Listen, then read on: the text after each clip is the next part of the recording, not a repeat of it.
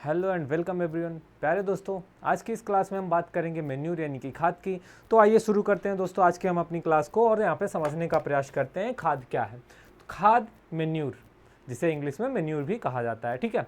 अब इसकी क्या आवश्यकता होती है, किसको कैसे, इन सब चीज़ों को हम यहाँ पे डिस्कस करेंगे।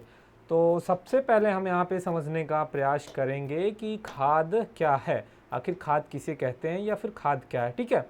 तो जो है मेन्यूर इसे बोला जाता है पौधों एवं जानवरों के कार्बनिक अवशेषों के अपघटित रूप को खाद कहते हैं। सबसे पहले यहाँ पे जो हमारा सवाल होगा कि खाद, आखिर खाद क्या है, किसे कहते हैं खाद, ठीक है। तो खाद का मतलब है जो पौधे हैं, जानवर हैं, जो उनके अवशेष होते हैं, उसी के अपघटित रूप को, सड़े गले पदार्थ को जो होते हैं, उसी के अपघटित रूप को क्या कहते हैं, खाद कहते हैं। जैसे पेड़ पौधों की बात करें तो पेड़ पौधों की पत्तियां हो गया, उनके तने हो गए, ये सब जो होते हैं जब ये सड़ जाते हैं तो ये जो अपघटित हो जाते हैं तो इनसे खाद होता है, खाद की प्राप्ति होती है। वैसे ही जो मरे हुए पशु होते हैं, जानवर होते हैं, उनके जो अवशेष होते हैं वो सब अपघटित होते हैं, उसी के अपघटित रूप को खाद कहते हैं। अब समझते हैं कि खाद की क्या उपयोगिता है और खाद की किसको आवश्यकता पड़ती है, ठीक।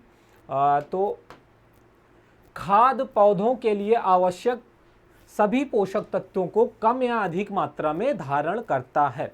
देखिए, खाद जो होता है, जैसा कि पिछली क्लास में हमने पढ़ा था कि पौधों को अपना वृद्धि एवं विकास जो पूरा करने के लिए पोषक तत्वों की आवश्यकता होती है, जो 17 पोषक तत्व होते हैं। तो वो जो 17 पोषक तत्व होते हैं जिनको जो है पौधों को अपने वृद्धि एवं विकास करने के लिए उनकी आवश्यकता होती है, वो खाद के द्वारा उनको प्राप्त होती है। तो खाद ऐसे पदार्थ है जिसमें पौधों को अपनी जो है जीवन चक्र पूरा करने के लिए, अपनी वृद्धि के लिए जो आवश्यक पोषक तत्व की आवश्यकता होती है वह उन्हें खाद के द्वारा प्राप्त होती है, या फिर वे जो पोषक तत्व होते हैं वो खाद में होते हैं। तो खाद पौधों के लिए आवश्यक सभी पोषक तत्वों को कम या अधिक मात्रा में धारण करता है। कहने का मतलब यह है, अर्थ है कि जो खाद है वह सभी पोषक जो पौधों के लिए जरूरी पोषक तत्व हैं वो कम या अधिक मात्रा में खाद में होते हैं। अब इस वर्ग में कंपोस्ट खाद, गोबर की खाद, तिलहनी खलियां, हरी खाद, जीव जंतु के अवशेष, मल मूत्र से निर्मित खादें सम्मिलित हैं, ठीक है। ये सारी जो खादें होती हैं जिनमें पौधों के लिए आवश्यक पोषक तत्व होते हैं, जैसे कि वर्मी कंपोस्ट हो गया, ठीक है, गोबर की खाद हो गई, जीव जंतुओं के अवशेष हो गए, मल मूत्र से निर्मित खादें हो गई। ये सब जो खादें होती है ये इसमें जो है ये कार्बनिक खादें होती हैं और इसमें पौधों के लिए जो आवश्यक पोषक तत्व होते हैं वो कम या अधिक मात्रा में इसमें होते हैं, ठीक। खाद समझ में आया होगा आप सबको। अब बात करते हैं खाद के वर्गीकरण की। तो खाद का वर्गीकरण देखते हैं, समझते हैं कि खाद को जो है निम्न भागों में वर्गीकृत किया गया है। कुछ खादें पौध अवशेषों से, कुछ जीव जंतुओं के अवशेषों से, कुछ खादें ऐसी होती हैं जो पौधे एवं जीव जंतु दोनों को मिश्रित अवशेषों, जो पौधे होते हैं और पशु पक्षी या जंतु के जो अवशेष होते हैं, हमारे पशु पक्षी जंतु जो उनके अवशेष होते हैं, उन दोनों से मिश्रित करके बनाई जाती है।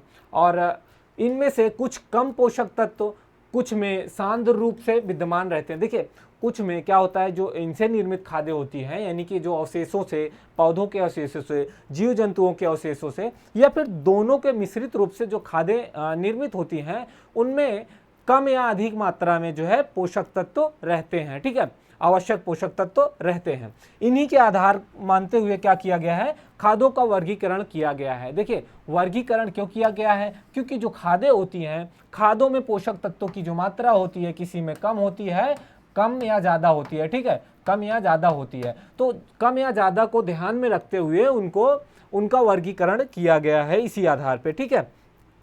आगे बात करें, सबसे पहला है पौध जनित खादें, ठीक है, पौधों से निर्मित खादें। पहला बिंदु है स्थूल खादें, हरी खाद, पत्तियों की खाद, पौध अवशेषों की खाद, लकड़ी का बुरादा, समुद्री घासों की खाद आदि। देखिए, जो पौध जनित खादें होती हैं, इन्हीं पौधों से जो बनाई जाती हैं खादें, उसमें जो पहला पॉइंट है वो है स्थूल खादें। तो स्थूल खादें कौन कौन सी होती हैं? तो स्थूल खादें हरी खाद, पौध अवशेष की खाद, जो पौधों के अवशेषों की होती है बनाई गई खाद, लकड़ी का बुरादा हो गया, और जो समुद्री घास होती है इन सब से जो खाद बनाई जाती है, निर्मित की जाती है खाद, उसे पौध जनित खादें या फिर पौध जनित खादें और स्थूल खादें कहते हैं। देखिए ये जो पौध जनित खादें हैं इसको भी दो भागों में डिवाइड किया गया है, ठीक है। पौध जनित खादों को दो भागों में डिवाइड किया गया, स्थूल खादें और सांद्री खादें, ठीक है। सांद्री खादें, ठीक, सांद्री खादें हैं ये। सांद्री खादें, जो दूसरा पॉइंट है सांद्री खादें, इसमें है तिलहनी खलियां, जो तेल जो खली होती है उसकी बात कर रहे हैं, तिलहनी खलियों की, उससे निर्मित गन्ने के रस का मैला, राख, सीरा आदि, ठीक है। सांद्री खादें जो होती हैं वो बनती हैं या फिर बनाई जाती हैं जो तेल जैसे कि सरसों हो गया, जो तिलहनी फसलें होती हैं जिनसे तेल प्राप्त होता है, उनसे जो खलियाँ निकलती हैं, उन खलियों द्वारा जो खाद बनाई जाती है उसे कहते हैं सांद्री खादें। और उसी गन्ना के मैल से भी बनाई जाती है, और राख से बनाई जाती है, और गन्ने के सीरा से भी बनाई जाती है, इसे क्या कहते हैं? सांद्री खादें। दूसरा है जंतु जनित खादें। ये जंतु जनित खादें क्या हैं? तो जंतु जनित खादों को भी दो भागों में बांटा गया है, ठीक है। दो भागों में इसको बांटा गया है। पहला स्थूल खादें। स्थूल खादों के अंतर्गत आती है गोबर की खाद, मानव विष्ठा, गोबर गैस का गारा। जो गोबर गैस होता है, गोबर गैस प्लांट जो होता है, उससे जो निकला हुआ पदार्थ होता है उसे गोबर गैस का गारा कहते हैं। तो उससे भी जो है निर्मित जो खादें होती हैं उसे कहते हैं, ठीक है। तो जंतु जनित खादें में स्थूल खाद जो है वो है गोबर की खाद, मानव विष्ठा और गोबर गैस का गारा, ठीक। सेंद्रीय खादें की बात करें इसमें तो हड्डी का चूरा हो गया, जो हड्डियों, पशुओं के जो अवशेष होते हैं, हड्डियां होती हैं मरे हुए जानवरों के, उनसे हड्डियों का जो हड्डियों को जो चूर करके ये खादें बनाई जाती हैं, जो हड्डियों के चूरा द्वारा निर्मित की जाती है। मछली का चूरा हो गया, और कुकुट विष्ठा जिसे कहते हैं मुर्गी पालन भी कहते हैं। क्या कहते हैं इसे? मुर्गी पालन भी कहते हैं। जो मुर्गियों के विष्ठ होते हैं, जो मुर्गी फार्म पे मुर्गियों के जो विष्ठ होते हैं उनसे जो खाद बनाई जाती है, रक्त चूर्ण आदि। तीसरा पॉइंट है, तीसरा जो खाद को वर्गीकृत किया गया है वो है मिश्रित खादें। मिश्रित खादें में कंपोस्ट खाद आती है, शहरी कंपोस्ट यानी कि कंपोस्ट खाद जो होती है ये कूड़ा करकट से बनाई जाती है, पौध के अवशेषों से बनाई जाती है, घरों से निकले हुए कूड़े करकट आदि से बनाई जाती है। इसके बारे में हम डिटेल में चर्चा करेंगे अगली क्लास में। और शहरी कंपोस्ट हो गया, जो शहर द्वारा शहरों में जो क्या कहते हैं कूड़ा करकट प्राप्त होता है उनसे बनाई जाती है। गंदे नाले का पानी हो गया, गंदे नाली का गारा, कृत्रिम कंपोस्ट आदि जो है, कृत्रिम कंपोस्ट आदि जो है, इन सबसे क्या बनाई जाती है? मिश्रित खादें बनाई जाती हैं। आगे हम बात करें गोबर की खाद, जिसे कहते हैं फार्म यार्ड मैन्यूर भी कहते हैं। गोबर की खाद, जैसा कि सब लोग जानते होंगे कि जो गोबर की खाद होती है ये जो पशु होते हैं, पशुओं के गोबर, उनके मल मूत्र और उनके बिछौने, उनके जो चारा जो उनको दिया जाता है, चारा के बचे अवशेष, इन सब का जो साफ़ सफाई करके, पशुशाला को साफ़ सफाई करके इसको गोबर गड्ढे में इकट्ठा किया जाता है।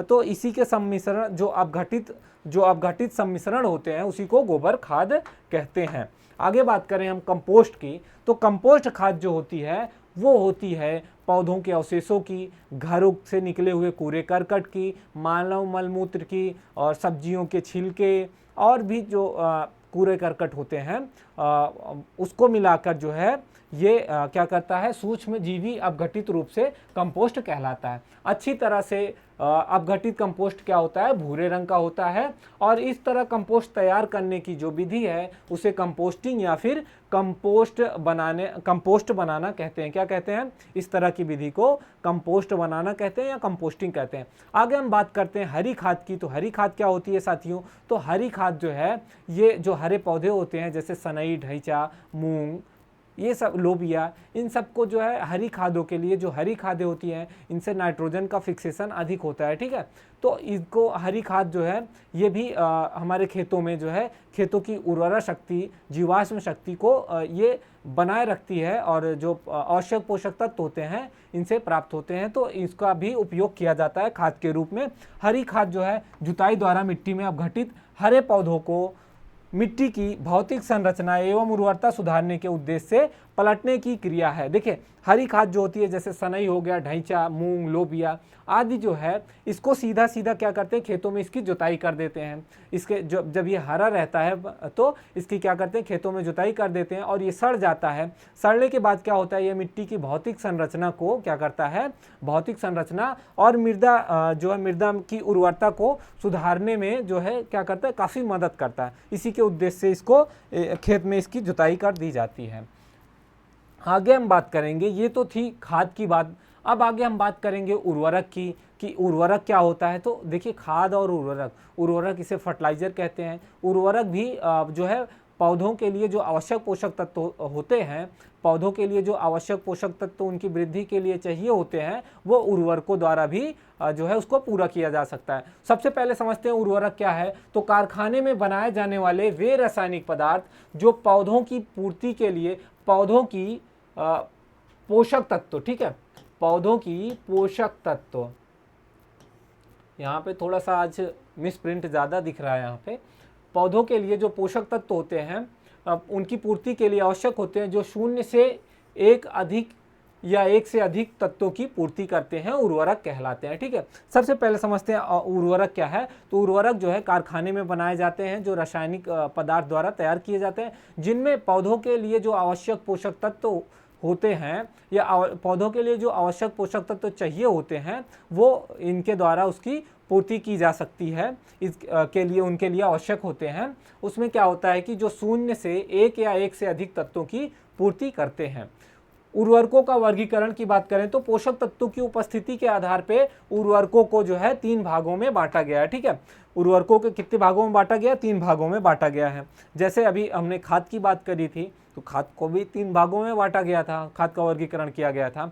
वैसे उर्वरकों को 3 भागों में बांटा गया है। कौन कौन से हैं? सबसे पहले हम बात करें एकल उर्वरक की। एकल उर्वरक क्या होते हैं, जैसे कि ये सवाल आपके एग्जाम में भी पूछा जाता है कि उर्वरक क्या होते हैं, या फिर उर्वरक को कितने भागों में बांटा गया। तो यहाँ पे हम बात करें एकल उर्वरक की। तो एकल उर्वरक क्या होते हैं, यहाँ पे देखते हैं, समझने का प्रयास करते हैं। तो एकल उर्वरक का मतलब होता है कि वे उर्वरक जिनमें किसी भी एक पोषक तत्व की पूर्ति होती है। ठीक है, वे उर्वरक जिनमें किसी भी एक पोषक तत्व, जो पौधों के लिए आवश्यक पोषक तत्व होते हैं 17, उनमें से किसी भी एक पोषक तत्व की पूर्ति होती है, उसे क्या कहते हैं, एकल उर्वरक कहते हैं। ठीक है, क्या कहते हैं, एकल उर्वरक कहते हैं। जैसे कि यूरिया हो गया, ठीक है, जैसे कि क्या हो गया, यूरिया हो गया, जिसमें जो नाइट्रोजन होता है, नाइट्रोजन की मात्रा 46% पाई जाती है। दूसरा है जटिल उर्वरक। क्या है, जटिल उर्वरक। ये उर्वरक कम से कम 2 पोषक तत्वों की पूर्ति करते हैं। क्या करते हैं, कम से कम 2 पोषक तत्वों की पूर्ति होती है जटिल उर्वरकों के द्वारा। ठीक, और इन्हें रासायनिक रूप से तैयार किया जाता है। क्या किया जाता है, इन्हें रासायनिक रूप से तैयार किया जाता है, और इनको जो है 2 भागों में बांटा गया। कितने, 2 भागों में बांटा गया है। ठीक है, देखिए एकल उर्वरक जो है, एकल उर्वरक में कोई एक जो है पोषक तत्वों की मात्रा होती है, जैसे कि यूरिया में 46% नाइट्रोजन की मात्रा पाई जाती है। दूसरा है जटिल उर्वरक। जटिल उर्वरक जो है, ये उर्वरक कम से कम 2 पोषक तत्वों की पूर्ति करते हैं। इन्हें रासायनिक रूप से तैयार किया जाता है और इनको 2 भागों में बांटा गया है। वो कौन कौन से हैं, हम यहाँ पे देखते हैं।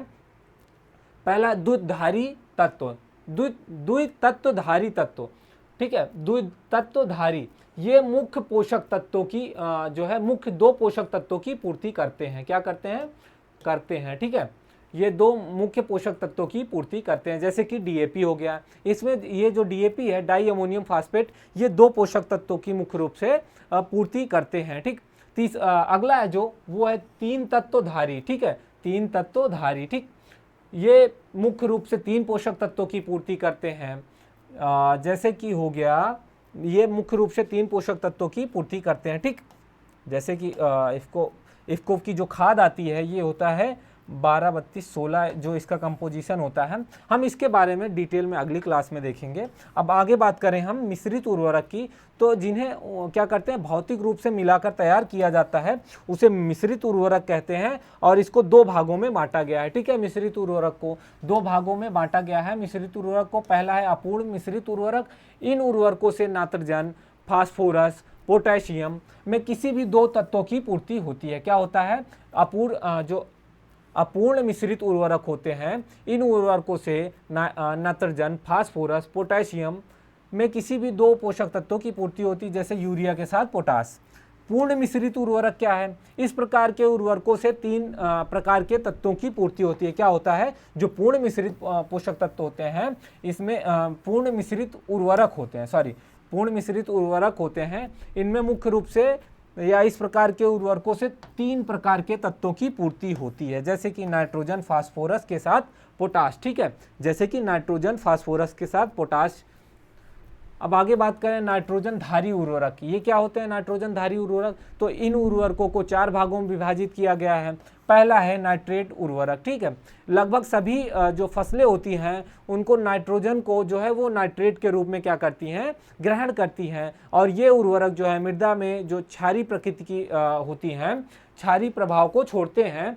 और ये उर्वरक अधिक घुलनशील होने के कारण पौधों को शीघ्र उपलब्ध हो जाते हैं और साथ ही इनकी लीचिंग द्वारा सर्वाधिक हानि होती है। देखिए, हम बात कर रहे हैं नाइट्रोजन धारी उर्वरक की, तो इन उर्वरकों को चार भागों में बांटा गया है। पहला है नाइट्रेट उर्वरक। नाइट्रेट उर्वरक जो होता है ये लगभग सभी जो पौधों को सभी प्रकार की फसलों को या पौधों को चाहिए होता है। ये नाइट्रेट के रूप में पौधे इसको ग्रहण करते हैं। ठीक है, ये जो है मृदा में अपने क्षारीय प्रभाव को छोड़ती है और ये जो मृदा में बहुत तेज़ी से घुलनशील होता है। और ये जो है सबसे ज़्यादा इसका लीचिंग द्वारा हास्य भी होता है, हानि भी होती है लीचिंग द्वारा। अगला है नेक्स्ट,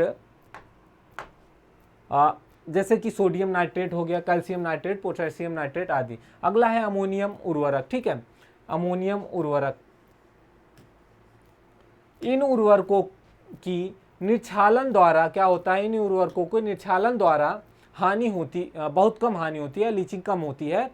इसी कारण धान की फसलों में नाइट्रोजन का उपयोग इसी रूप में करते हैं। इन उर्वरकों का मृदा पर अम्लीय प्रभाव होता है, जैसे अमोनियम सल्फेट। देखिए, अभी हम अमोनियम उर्वरक की बात करें, अभी नाइट्रेट उर्वरक की बात किए थे, तो उसका जो लीचिंग द्वारा सबसे अधिक हास्य होता था।